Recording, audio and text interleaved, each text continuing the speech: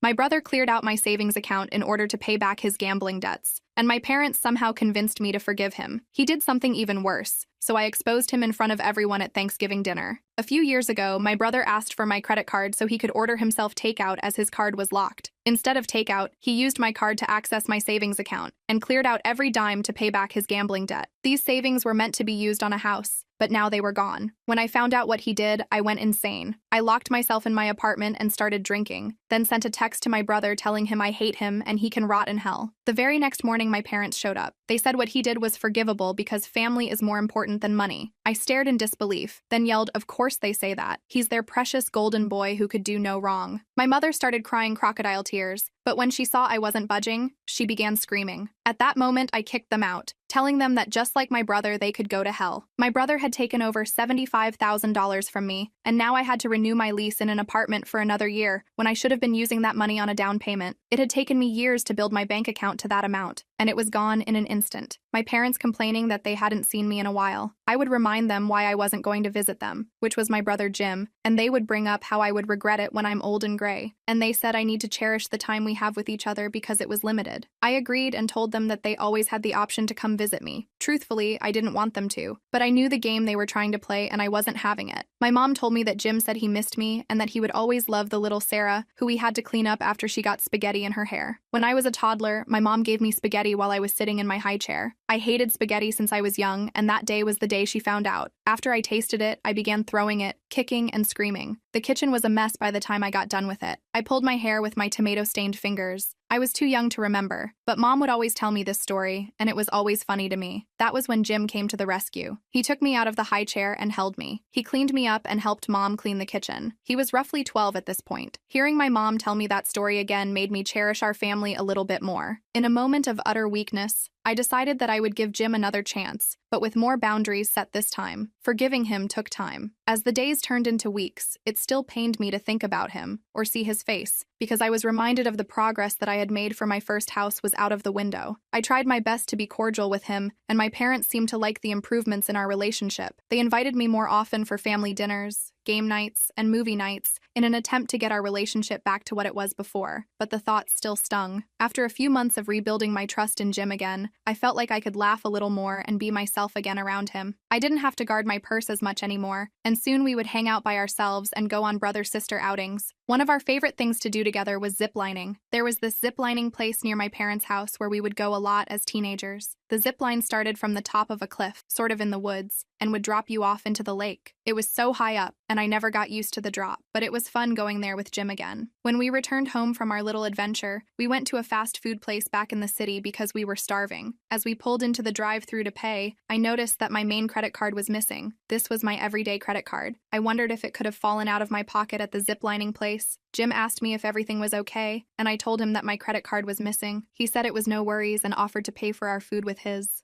We got our food and headed home. I had to drop Jim off back at our parents' house because he lost his car in a bed about a year ago. When I got home, I checked my wallet again and found my credit card, except it was in a different pocket in my wallet than the pocket that I usually put it in. I figured I was just tired, and that was the reason I hadn't noticed it before, so I went to bed. The next night, I got a text message from my credit card company asking for authorization for a casino near my parents' house, the same casino that Jim spent his entire check on every other Friday. My heart dropped. I couldn't believe that Jim had pulled the same stunt again. I immediately declined the transaction and checked my other accounts. He must have taken pictures of my credit cards and put them back in my wallet when we hung out the other day. My other credit card apps showed that I had hit my limit for the month, and I knew that wasn't the case. I tried to call and dispute the payments, but the merchants showed proof of my brother being the one making the purchases. They declined my request to dispute the charges, and now I am left responsible for the debt. I called my brother, and he didn't respond. The phone clicked in the middle of the tone like he'd declined the call. My blood was boiling. I called my parents, and my mom answered. I told her the situation and how Jim racked up $7,000 worth of debt across all of my credit cards that night. She told me that she would call him and would call me back after she spoke with him. I told her no need and that I was coming over that instant. It was almost 11 o'clock at night as I headed to my parents' house and waited in the living room for Jim to return home. As he walked through the door, he flickered the light on, and I scared the daylights out of him when he saw me sitting in the living room chair. I asked him where was my money, and he looked puzzled. I told him that I already knew about him stealing my credit card information and threatened to call the police if he didn't tell me where the money was. He broke down and confessed, saying that he felt bad about me not being able to get into my first house this year because of him, and that he wanted to make up for it. So he used my money to play at the casino because he wanted to win the money back for me. It went without saying that he didn't win any of the money back, and he lost everything. I told him that if he felt so bad about stealing my money in the first place, why would he do it again? That's when my parents came downstairs. My mom tried to de-escalate, but I was past that point. He had taken my house down payment from me and left me in a ton of credit card debt. The chances of me getting a house within the next few years were getting slimmer and slimmer. My parents had nothing to say about his actions. He apologized profusely, but there was no coming back from this. I cut him off for good this time. I told them never to contact me again and that I was done. In the next few weeks, my updated credit report came back, and my credit score went down over 100 points. The loan I applied for was no longer available to me, and I was forced to get a second job on top of my current 9-to-5. I had a goal in mind, and I was determined to get my house and live the life that I wanted. In the following weeks, my phone rang off the hook. I had calls from my parents and Jim. I ignored them both. If it weren't for them, I wouldn't have had to work these long hours to pay off this debt. The worst part was Jim didn't even offer to help pay it off. He felt that since his stealing my money to make me more money was coming from a nice place in his heart, he didn't have to pay it off. I could never trust him again. I tried time and time again, and just as I thought we were making progress, he goes and steals my money again. I continued working off the debt, and with the second job, it was making it easier to pay off the debt, but harder to keep going.